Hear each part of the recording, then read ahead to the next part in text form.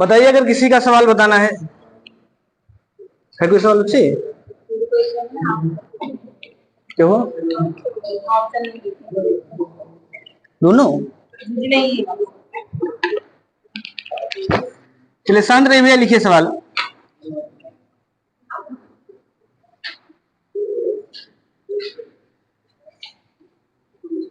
देखिए वैसे ये सवाल इसका नहीं है, ये सवाल चाल, समय और दूरी का है। औसत में ही है, लेकिन ये सवाल चाल, समय और दूरी का, और चाल, समय और दूरी का औसत ऐसे नहीं निकालेंगे। क्या हुआ? अरे लगाने तो लग ही जाएगा, लगाने कोई दिक्कत होगी। मतलब जिसका नहीं लगा उसकी बात बता रहे हैं। जैसे नहीं लगने का रीजन ये है कि ये सवाल चाल, समय और दूरी का था, इसलिए नहीं लगेगा बिना पढ़े। जो पहले पढ़े होंगे उनका लग जाएगा।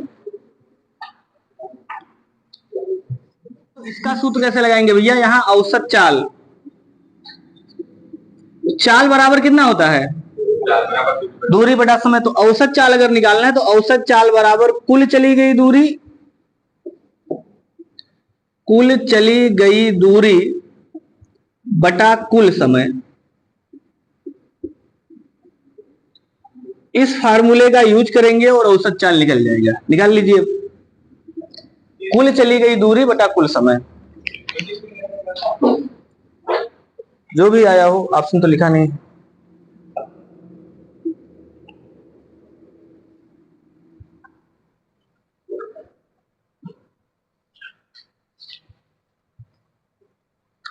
सही है इनका उत्तर? सामने देखा भी नहीं।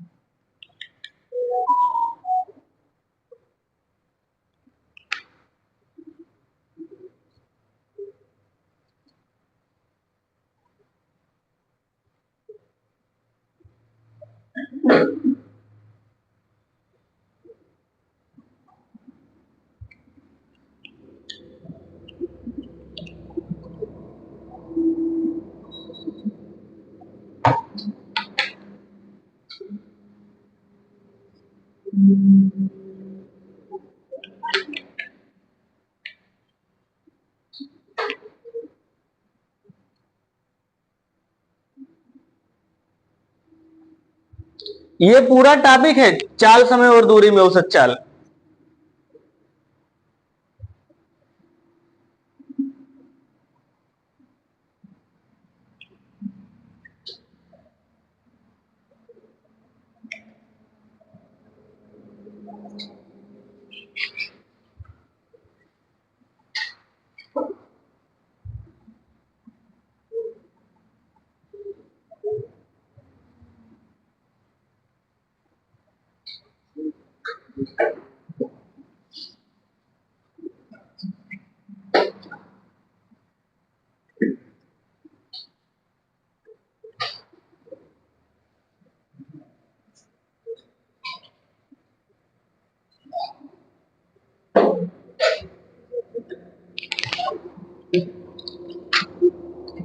चलिए ऑप्शन लिख दे रहे हैं भैया। ऑप्शन इसका 12.97, 18.67,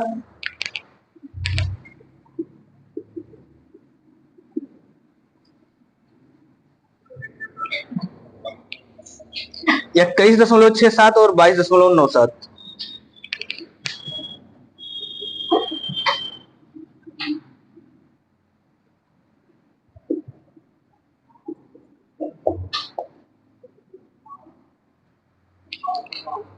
कितना? 12.5।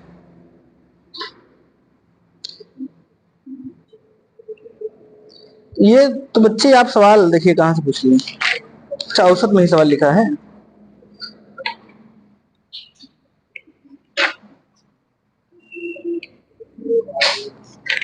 प्रैक्टिस की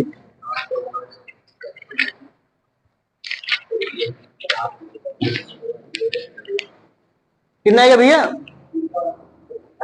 चलिए देखिए, हम बता रहे, समझिए, नया कॉन्सेप्ट है, औसत का है। लिखा है कुल चली गई दूरी बटा कुल समय, ये लगाना है। एक व्यक्ति अपनी यात्रा का 1/6 भाग, 1/6 भाग का मतलब होता है 6 हिस्सा में से 1 हिस्सा। बात समझ में आ गया भैया? कहीं भी अगर भिन्न लिखा है, कोई भी भिन्न, जैसे अगर अंश और हर लिखा है तो नीचे हमेशा पूरा मान लिखा रहता है, पूरा मान, और ऊपर जो लिखा रहता है ये लिया गया मान लिखा है, लिया गया मान। तो अगर 1/6 लिखा है, इसका मतलब ये हो गया कि 6 हिस्सा बनाएंगे पहले और 1 हिस्सा भाग चला है। जैसे अगर 600 किलोमीटर था तो 600 किलोमीटर का 6 हिस्सा कितना होगा? 100 और उसका 1 हिस्सा कितना होगा? 100 होगा। बात समझ में आ गया ना? तो इस प्रकार से हम ये मान सकते हैं कि कुल कितनी दूरी था। तो एक तो आप सीधे सीधे भिन्न मान के लगा सकते हैं कि हमेशा पूरा दूरी कितना माना जाता है? 1। कभी भी जो पूरा मान होता है भिन्न में वो 1 लिया जाता है। जैसे अगर हम पूरा मान की बात करें, पूरा मान, तो भिन्न में जो पूरा मान लिखा जाता है, भिन्न में ये हमेशा पूरा 1 लिखा जाता है। प्रतिशत में कितना लिखा जाता है? तो प्रतिशत में पूरा हमेशा 100 लिखा जाता है। और अगर अंश में लिखा जाएगा तो अंश में पूरा लिखा जाता है 360 अंश, 360 अंश। बात समझ में आ गया ना? तो भिन्न में सवाल लिखा है ये 1/6, 1/3, 1/2, तो भिन्न में पूरा हमेशा 1 होता है। लेकिन अगर हम पूरा को 1 मान लें तो दिक्कत क्या आएगा भैया? जब 1 का 1/6 निकालेंगे दशमलव में आ जाएगा, या फिर से भिन्न में आ जाएगा, समय ज्यादा खा जाएगा। एकेडमिक का क्लास होता तो लिख देते ये लाइन की, माना पूरा मान कितना है? 1/6। तो अगर पूरा मान 1/6 है तो 1/6 का मान कितना होगा? सही ना?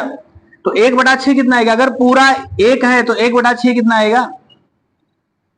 या 12 किलोमीटर प्रति घंटा से चली गई दूरी, चली गई दूरी। तो आप कहेंगे 1 का 1/6, ये तो लिखेंगे भैया। अरे जैसे अगर 20 मान लीजिए, अगर 30 होता तो 30 का 1/6 लिखते तो आप कहते 5 किलोमीटर, ये तो कहेंगे ना। अगर 1 के माने हैं तो 1 का मतलब फिर 1 लिखेंगे। 1 का 1/6 कितना आ जाएगा? 1/6 ही आ जाएगा, इतना दूरी, किलोमीटर। ऐसे दूसरा निकालेंगे 1/3 किससे? 18 किलोमीटर से। तो 18 किलोमीटर प्रति घंटा की चाल से चली गई दूरी। तो फिर से पूरा अगर 1 है तो 1 का कितना निकालेंगे? 1/3, ये कितना आ जाएगा? 1/3, ये तो आएगा ना। लेकिन देखिए अब ऐसे अगर लिखेंगे तो ये भिन्न आ रहा है। हमारी बात समझना ध्यान से भाई, एकेडमिक का क्लास नहीं, एक अच्छा 6, 7, 8, 9, 10 का कि आराम आराम से लगाना है, पेज भर के जल्दी लगाना है। जल्दी कैसे लगाएंगे? बस ये संख्या दूसरा मान लीजिए। कैसे? इस संख्या को ऐसा मान लीजिए कि जो 6 से भी कट जाए, 3 से भी कट जाए और 2 से भी कट जाए। कौन सी संख्या मान लेंगे? 6 ही मान सकते हैं, 6 मान लीजिए, मान सकते हैं ना। चलिए, हम सभी जानते हैं कुल चली गई दूरी बटा कुल समय। कोई दिक्कत है यहां तक? तो 1 आ गया। और थोड़ा सा सोचना, समय जब आपको चाल निकालना है या समय निकालना है तो समय बराबर कितना होता है? समय बराबर होता है दूरी बटा चाल। तो दूरी जब आप निकालेंगे 6 तो चाल से भाग भी तो करेंगे, 12 से, 12 से भाग भी करेंगे, ये भी है ना। चलो 6 ही मान ले, कुछ भी लिख दीजिए, चलो 6 लिख दीजिए आप, या 60 लिख दीजिए थोड़ा बड़ा। तो अगर 60 लिख देंगे तो 60 का 1/6 कितना आएगा? 10 आएगा, यानी 10 किलोमीटर। कोई दिक्कत है? 18 किलोमीटर पर घंटा की चाल से चली गई दूरी कितनी आ जाएगी? तो 1/3 भाग 60 का 1/3 कितना आएगा? 20 किलोमीटर। सही है ना? और अगला 45 किलोमीटर पर घंटा की चाल से चली गई दूरी। ये कितना है 1/2 भाग, तो 60 का 1/2 हर कोई जानता है कितना आ जाएगा 30 किलोमीटर। तो कुल चली गई दूरी कितना है भैया, कुल चली गई दूरी लिखा ही है 60, कोई दिक्कत है? चलो, तो कुल चली गई दूरी कितना है 60, इसी फार्मूले में रखना है 60। कुल समय कितना लगेगा, तो समय निकाला जाएगा, समय तो दिया नहीं सवाल में। तो हम ये कहेंगे 10 किलोमीटर की दूरी अगर 12 की स्पीड से चलेगा तो समय कितना लगेगा, समय बराबर दूरी बटा चाल। तो दूरी है 10, चाल है 12, प्लस 20 किलोमीटर की दूरी अगर 18 से चलेगा तो इसका समय कितना लगेगा 20/18। और 30 किलोमीटर की दूरी अगर 45 से चलेगा तो इसका समय कितना लगेगा 30/45। बात समझ में आ गया? तो ये हो गया दूरी और ये नीचे हो गया समय। इसी को सॉल्व कर लीजिए, उत्तर आएगा। एक लाइन का सवाल था ये, तो आपको समझाने के लिए लिखा है, बस यही इतना लिख के सवाल लगाना है। लगे कितना आएगा लास्ट ऑप्शन?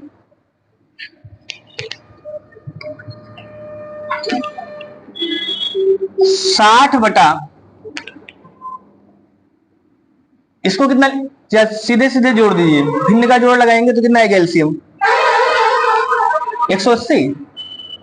180 12 से 180 में भाग करेंगे 15 बार, 15 दाम में 150, प्लस 18 से भाग करेंगे 10 बार, 20 दाम 200, प्लस 45 से भाग करेंगे 4 बार, 4 3 12, 120। ये हो जाएगा बराबर, ये हो जाएगा 60/1, और इसको हम उल्टा लिख सकते हैं 180 बटा, जोड़ लें 470, जीरो से जीरो कट जाएगा, 18 छक्का 108, 1080/47, 47 से भाग कर देंगे तो 22.97 किलोमीटर पर घंटा। ये उत्तर।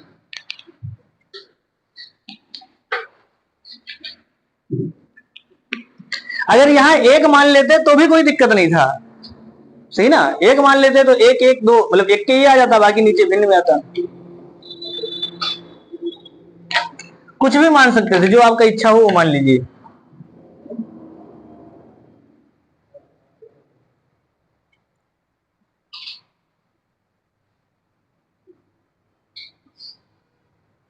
बाकी ये प्रॉपर सवाल चाल समय और दूरी का है, यहाँ औसत में, क्योंकि औसत ही पूछा है इसलिए औसत में लिख दिया है सवाल।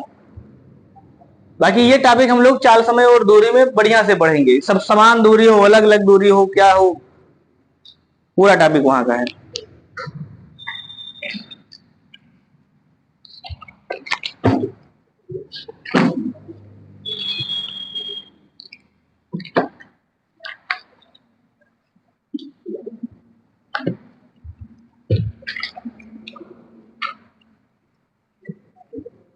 और किसी का सवाल है?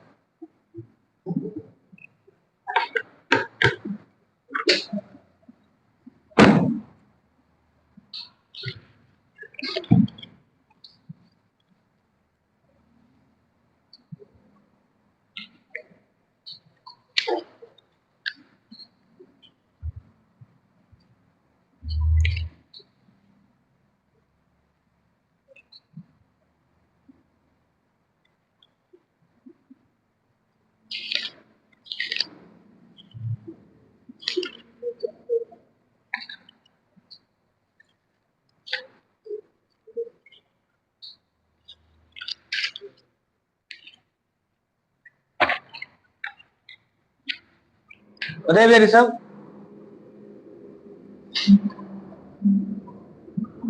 आपका कितना आया है? दूसरा। आप लोगों का?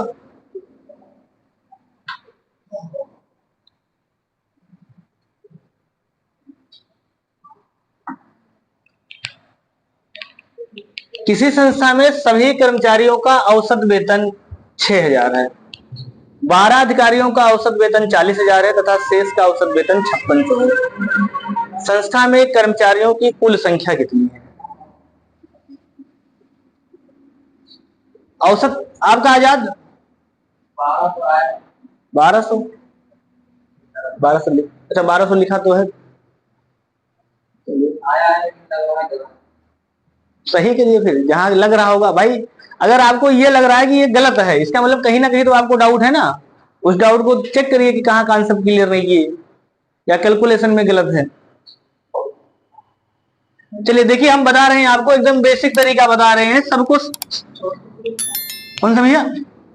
एकदम बेसिक तरीका। देखिए औसत कैसे निकालते हैं, सभी जानते हैं, कुल योग बटा संख्या। दूसरा फार्मूला नहीं है औसत में, कुल योग बटा संख्या।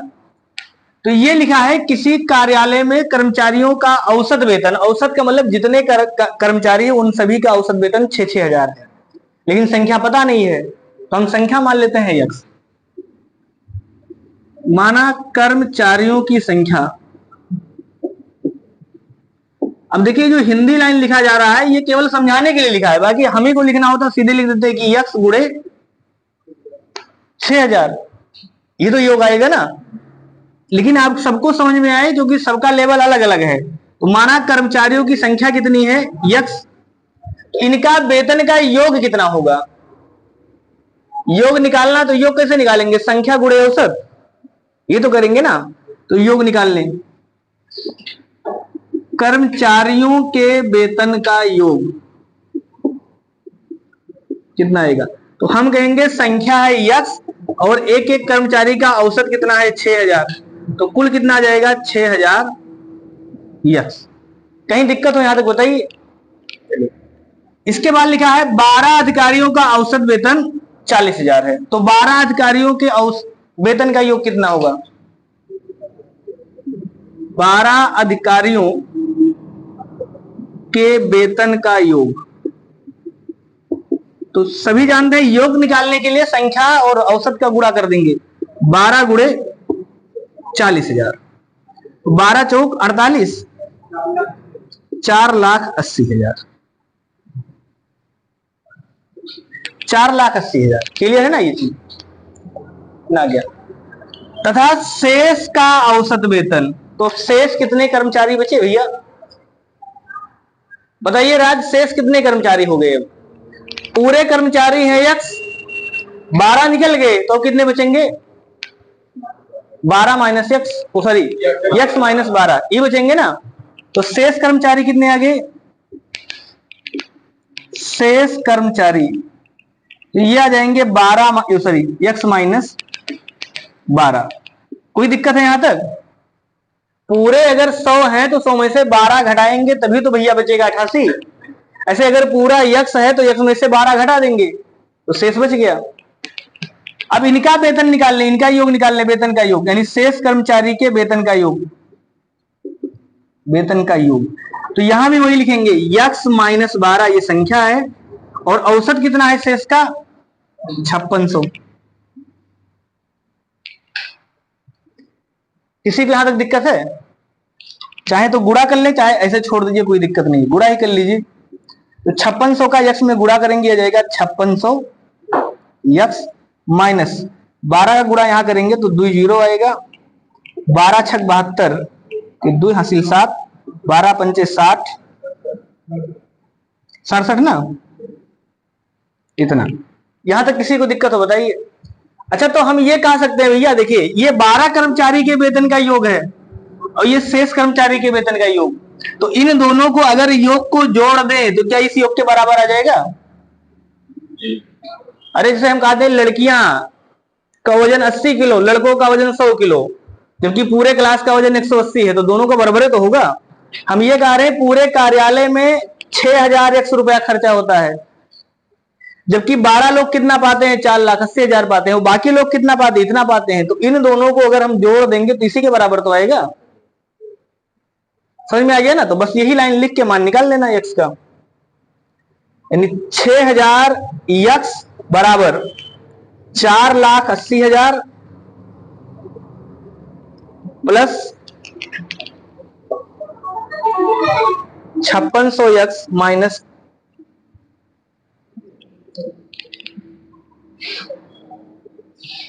बताइए यक्स का मान कितना आएगा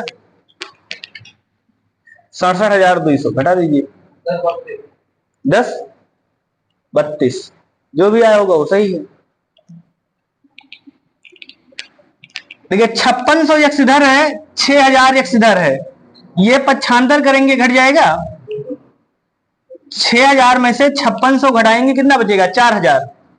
तो हाँ सॉरी 400, हाँ 400 यक्स बराबर ये 6,80,000 है, और 6,80,000 में से आपको 67,200 घटाना है।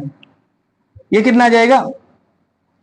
0 0, यहां बचेगा 9, या 10 10 में से 2 घटाएंगे 8, इसके बाद 9 में से 7 घटाएंगे 2, फिर यहां बचेगा 7, 7 में से 6 घटाएंगे 1, ये आएगा ना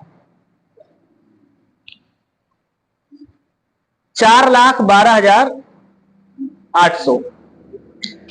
2 जीरो से 2 जीरो सीधे सीधे कट गया, तो यक्स बराबर कितना जाएगा? 4 से काट देंगे, 4 1 2 8 बटा 4, 4 1 कम 4 0 4, हाँ 4 के 12, 4 दूनी, बस ये सही है। 1032 कर्मचारी।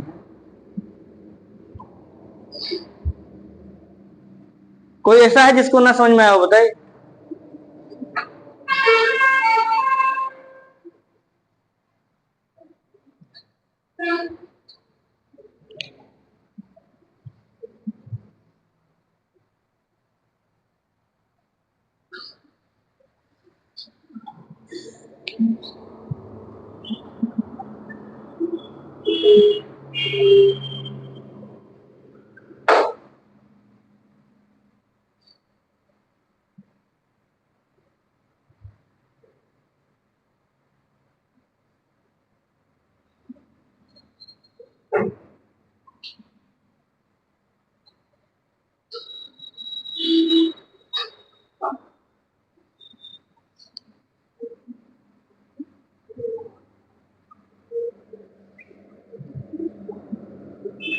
समझ में आइए लोग?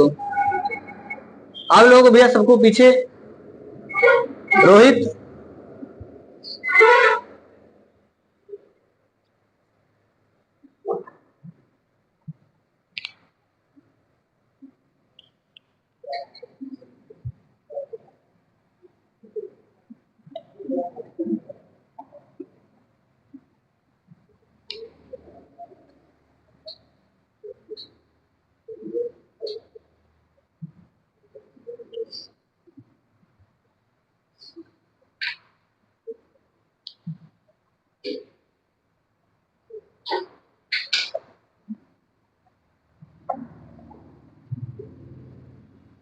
लिखिए जल्दी जल्दी भैया तारीख।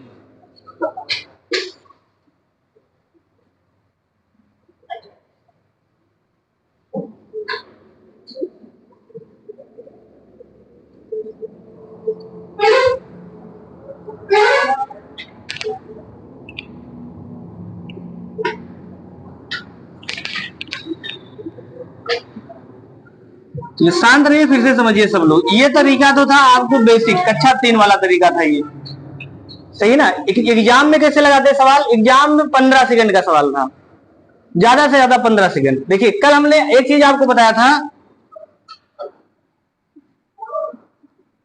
12 लोगों का औसत कितना भैया? 12 लोगों का औसत है 40,000। ये तो लिखा है ना भाई, 12 लोगों का औसत है 40,000। बाकी कुछ लोग हैं, इनका नहीं पता है कितने लोग हैं, इनका औसत कितना लिखा है? 56,000, 5600 लिखा है। कल हमने एक चीज कहा था कि जो भी औसत आएगा सामूहिक औसत होगा, सामूहिक का मतलब पूरे समूह का, वो औसत इन दोनों के बीच में आएगा, और बीच में लिखा भी है, इन दोनों के बीच में लिखा है 6,000, ये तो लिखा भी है। तो हमने एक चीज कहा था कि जो औसत उसके नजदीक होगा जिसकी संख्या ज्यादा होगी, तो औसत 5600 के नजदीक है, और 5600 के नजदीक है ना ये भाई, ये जो 6,000 लिखा है 40,000 के नजदीक नहीं है, 5600 के नजदीक है। तो इसका मतलब इसकी संख्या ज्यादा और ज्यादा लिखा है, चारों ऑप्शन ज्यादा लिखा है, बहुत दिक्कत वाली बात नहीं है।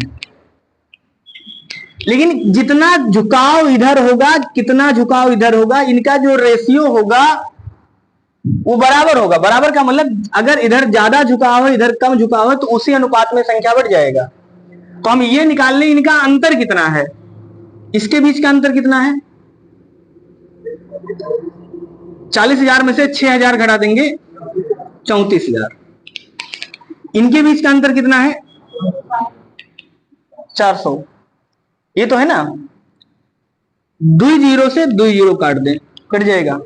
4 से इसको काट दे, 4 एक कम 4, 4 से यहां काट दे, 4 8 32 और 4 पंचे 20, 85। इसका मतलब ये हो गया कि अगर एक का संख्या 1 है तो दूसरा मान कितना होगा 85। तो किसका मान ज्यादा होगा, इसका कि इसका, 56 वाले का ज्यादा होगा। ये तो है ना, क्योंकि औसत उसी की तरफ झुका होगा जिसका मान ज्यादा होगा। इसका मतलब ये एक किसका मान दिया है, एक दिया है 12 का। तो अगर 1 बराबर 12 तो 85 बराबर आप कहेंगे 85 गुणे 12, गुणा कर देते 1032,000। बात समझ में आया ये चीज। अब इसी को लिखेंगे कैसे, देखिए लिखने का तरीका थोड़ा ऐसे समझ लिखिए। कितना आएगा 1020 आएगा। हाँ मतलब 12 पूरा पूछा ना तो 12 जोड़ दोगे। देखिए अब इसी को लिखते कैसे, एक तरफ लिख लीजिए भैया 40,000 है ना, एलिगेशन लगाएंगे, इसको बोलते हैं एलिगेशन तरीका। दूसरे तरफ कितना है 5600, औसत कितना है 6,000, अंतर इधर का अंतर इधर कितना जाएगा 34,000, इधर का अंतर इधर 400। 2 जीरो से 2 जीरो काट देंगे, 4 से काट देंगे, यह जाएगा 85, यानी 1:85। ये 12 का मान है, इसका मान नहीं पता है, यक्स मान लिए। तो अगर 1 बराबर 12, तो 1 बराबर अगर 12 लिखा है तो 85 बराबर कितना होगा 85 गुणे 12, तो ये आ जाएगा 1020। अब आपसे पूछा क्या है, संस्था में कर्मचारियों की कुल संख्या, तो जो शेष है इनकी संख्या कितना है 1020, जबकि 12 पहले वाले हैं, तो कुल संख्या निकाल लेंगे। कुल संख्या बराबर 1020 प्लस 12 बराबर 1032। बस ये उत्तर। 15 सेकंड से ज्यादा सवाल नहीं लगेगा।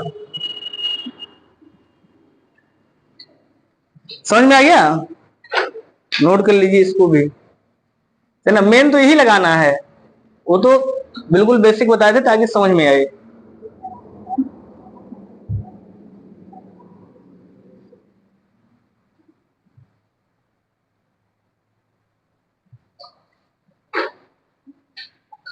कितना है 50 आया है।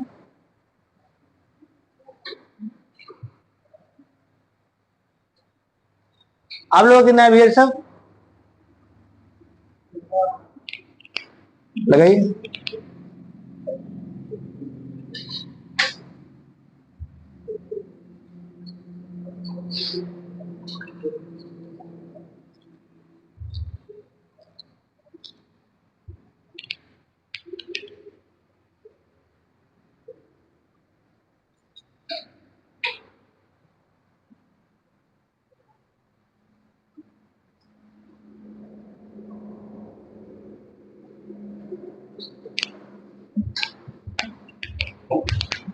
आ गया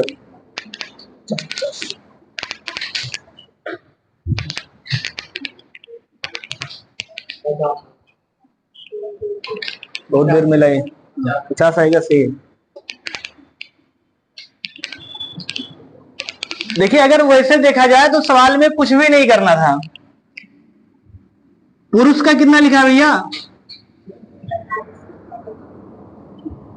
पुरुष का लिखा है 45 वर्ष, और महिला का कितना लिखा है 28 वर्ष ही लिखा है ना। अगर इनका औसत कितना लिखा है 36.5, इनका अगर आप अंतर निकालेंगे कितना आएगा, घटा सकते हैं ना। इन दोनों का अंतर 8.5 और इन दोनों का अंतर कितना आएगा 8.5। अब आप बताइए अगर इनके और इनके बीच का अंतर 8.5, इधर भी 8.5, इसका मतलब औसत बिल्कुल बीचों बीच में लिखा है। और अगर बिल्कुल बीचों बीच लिखा होगा तो महिला और पुरुष की संख्या क्या होगी, बराबर होगी। कल यही बात आराम से बता रहे थे तो आप लोग नहीं ध्यान दे रहे थे कि अगर महिला और पुरुष के बीचों बीच में औसत आ गया, संख्या बिल्कुल बीचों बीच वाला है, तो दोनों संख्या क्या हो जाएगा बराबर हो जाएगा, लिखा भी है, काट देंगे 8.5 से 8.5 कैंसिल, 1:1 का। इसका मतलब जितनी महिला उतने पुरुष, तो 100 लोग हैं भैया। इसका मतलब 50 महिला है, 50 पुरुष हैं। अगर कैलकुलेशन नहीं करना है तो सवाल 5 सेकंड का नहीं था ये, ऐसा तो है ना, मुझे बता देते। अब इसी को लिखेंगे 1 और 1 दुई, दुई बराबर अगर 100 तो 1 बराबर 50, तो 50 महिला है और 50 पुरुष।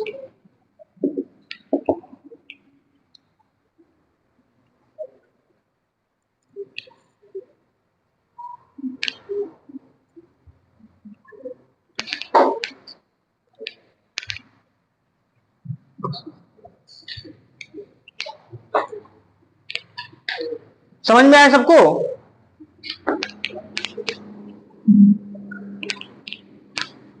शांत रहिए। एक चीज और बताइए सब लोग, अगर इसको हम बेसिक से बाई चांस फिर से लगाना चाहें और हम मान ले, माना पुरुष की संख्या यक्स और महिला की संख्या कितनी हो जाएगी फिर? हाँ, महिला की संख्या हो जाएगी 100 माइनस यक्स। लगा सकते हैं ना ये चीज? तो फिर से पुरुषों का कुल उम्र कितना हो जाएगा? उम्र का योग, पुरुष के उम्र का योग कितना जाएगा भैया? हाँ, पुरुष 45 साल के, तो इनकी उम्र का योग कितना हो जाएगा? 45 यक्स। महिला के उम्र का योग कितना हो जाएगा?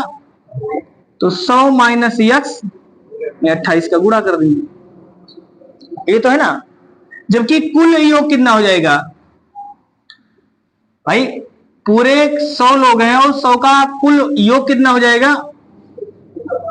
कुल योग का मतलब कुल उम्र का योग, तो 100 गुणे 36.5 गुणा कर लेंगे, कितना जाएगा? 3650। तो लिख सकते हैं महिला का योग, महिला की उम्र का योग प्लस पुरुष की उम्र का योग बराबर कुल योग।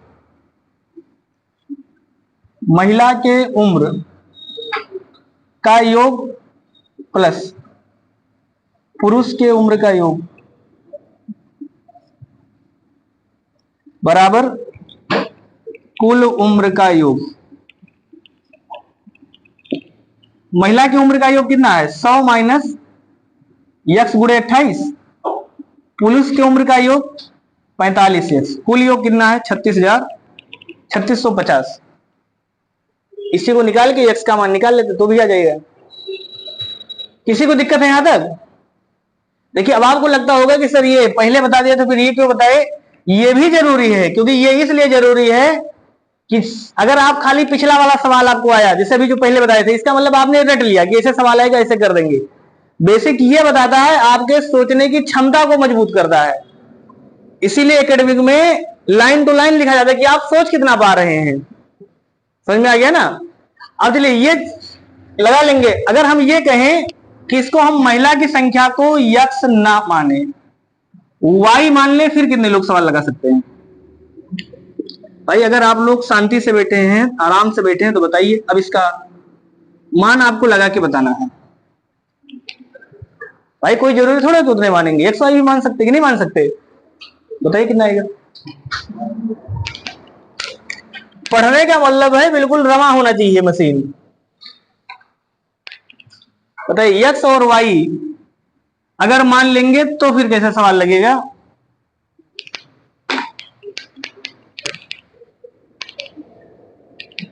सही सही लिखना भैया काव्य में, थोड़ा मतलब क्लियर रहे, ताकि पता भी चले ना क्या लिखे हैं। अगर शॉर्टकट में भी लिखते हैं तो थोड़ा क्लियर लिखना कि आप बता पाए कि यहां से ये लिखा गया है।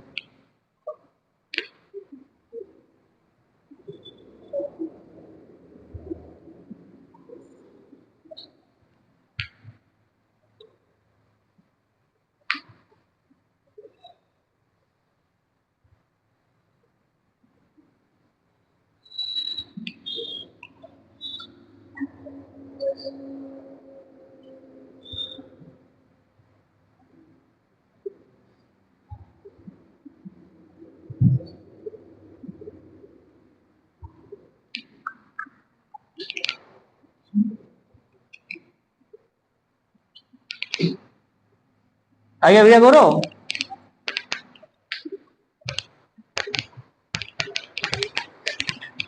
सौ माइनस एक्स नहीं मानना है दोबारा, एक्स वाई मान के लगाना है।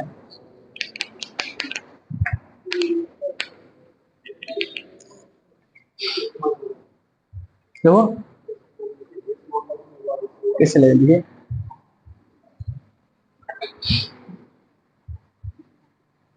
एक्स प्लस वाई बराबर कितना लिखते हैं?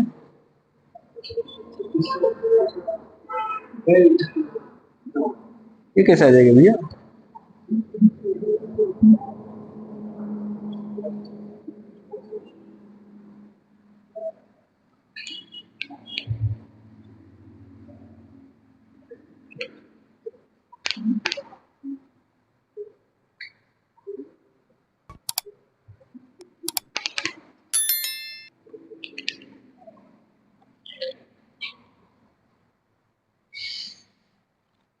आ गया ये सब?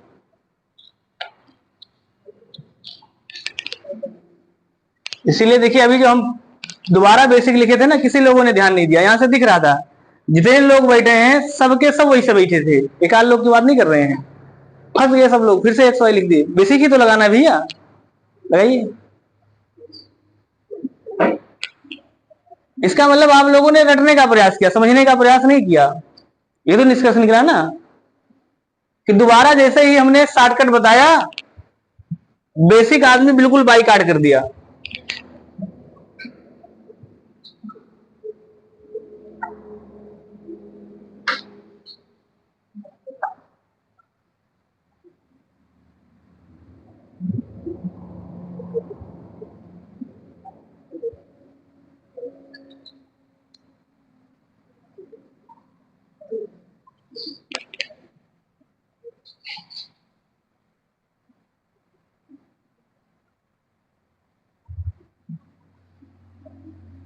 क्या है, कैसे लगा? आएगा तो उत्तर वही, वही नहीं आएगा तब तो फिर पढ़ाना बेकार है।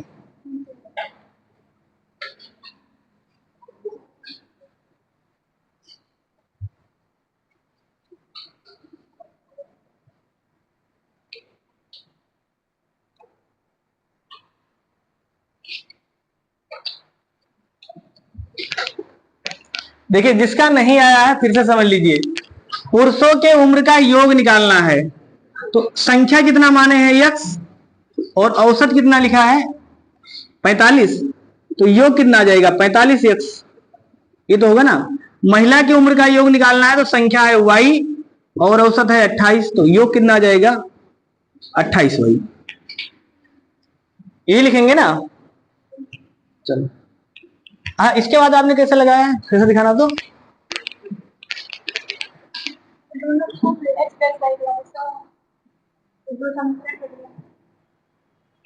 हाँ ये दूसरा समीकरण में यहाँ से, हाँ अब देखिए इसका मतलब फिर से यहाँ से ये योग है, ये योग है किसका, उम्र के योग है ना, और ये उम्र का योग है, और यहां से कुल उम्र का योग कितना जाएगा, तो कुल उम्र का योग फिर से वही कॉन्सेप्ट है, कुल उम्र का योग, तो कुल उम्र का योग कितना जाएगा 36.5 गुणे 100 होगा 3650 वर्ष।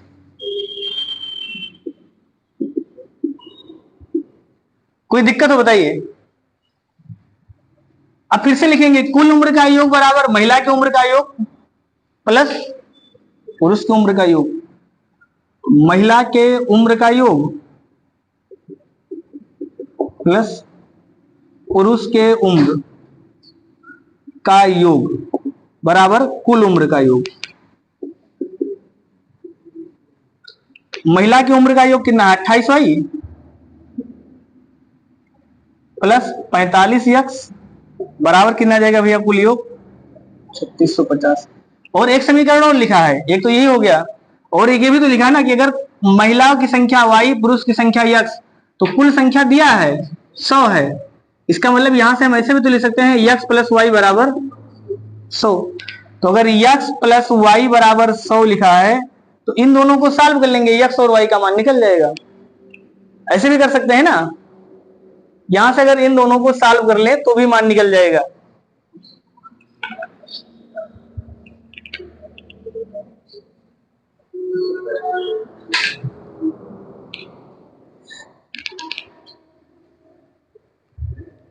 जैसे ही सॉल्व करेंगे तो यक्स बराबर आ जाएगा आपका, बराबर बराबर ऐसे ना, तो यक्स बराबर भी 50 आएगा और वाई बराबर भी 50। किसी को दिक्कत है?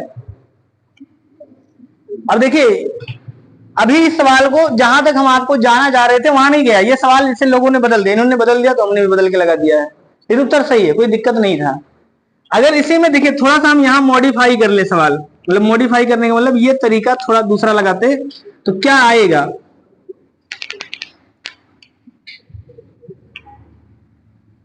पुरुष के उम्र का योग कितना आएगा 45x, महिला की उम्र का योग कितना आएगा 28y। तो पुरुष की उम्र का योग कितना है 45x और महिला की उम्र का योग कितना है 28y। ध्यान से समझना, यहां लिखा है कुल उम्र का योग, और जो कुल उम्र का योग आएगा, जब भाई इनकी संख्या x है, इनकी संख्या y है, तो हम कुल संख्या x प्लस y भी तो लिख सकते हैं। और औसत कितना लिखा है, औसत लिखा है 36.5, ये तो लिखेंगे ना। तो ये कुल संख्या कितना हो जाएगा x प्लस वाई और गुड़े 36.5, 36.5 का जैसे यहां गुणा करते हो जाता है 36.5x प्लस 36.5 वाई, ऐसे भी लिखा जा सकता है। और अगर ऐसे ही लिखे तो देखिए इसको आप पक्षांतर करके इधर ले आएंगे, जब इसको इधर ले आएंगे तो ये घट जाएगा ना, कितना हो जाएगा 8.5x, और इसको अगर इधर ले आएंगे तो ये भी हो जाएगा 8.5y, और इससे ये संख्या कट जाता, सीधे सीधे x बटा वाई बराबर 1/1 आ जाता, यानी x रेशियो y का माना जाता है 1:1।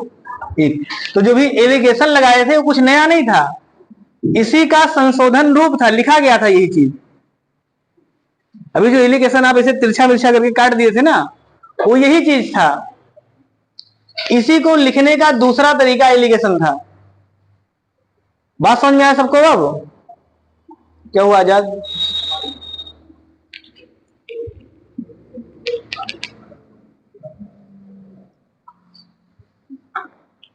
लिखिए दूसरा सवाल लिखिए, आ गया होगा सबका। लड़कों का औसत लिखा है और एक तरफ है लड़कियां। लड़कों का औसत है 12 वर्ष और लड़कियों का औसत है 11 वर्ष। एवरेज औसत कितना है 11 वर्ष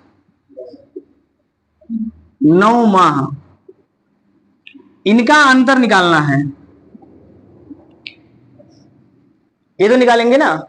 तो अगर इनका देखिए ये वर्ष में लिखा है और ये भी वर्ष में लिखा है, ये वर्ष और माह सब में लिखा है, लेकिन फिर भी आप लगा सकते हैं 11 वर्ष 9 महीने का मतलब है और 12 वर्ष का अंतर है सिर्फ 3 महीने का, इसका मतलब इसका अंतर कितना आएगा 3 माह। इधर 11 वर्ष लिखा है और उधर लिखा है 11 वर्ष 9 माह, तो अंतर कितना आएगा, अच्छा हम उल्टा लिख दें, इसका अंतर लिखेंगे इधर 3 माह, और 11 वर्ष और 11 वर्ष 9 माह का अंतर कितना आ जाएगा 9 माह। तो माह से माह कैंसिल हो जाएगा, 3 एकम 3, 3 त्रिका 9, तो कितना अनुपात आ जाएगा 3:1। इसका मतलब लड़के हैं 3 हिस्सा और लड़कियां हैं 1 हिस्सा, तो कुल का हिस्सा हो गए 4, 4 बराबर 600, तो 1 बराबर 150।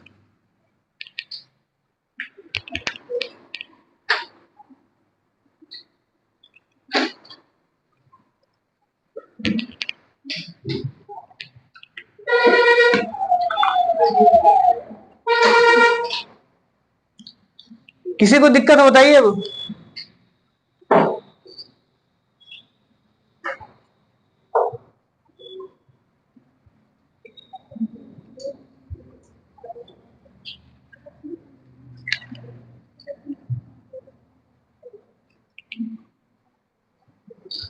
चलिए बाकी कल लगाया जाएगा सवाल।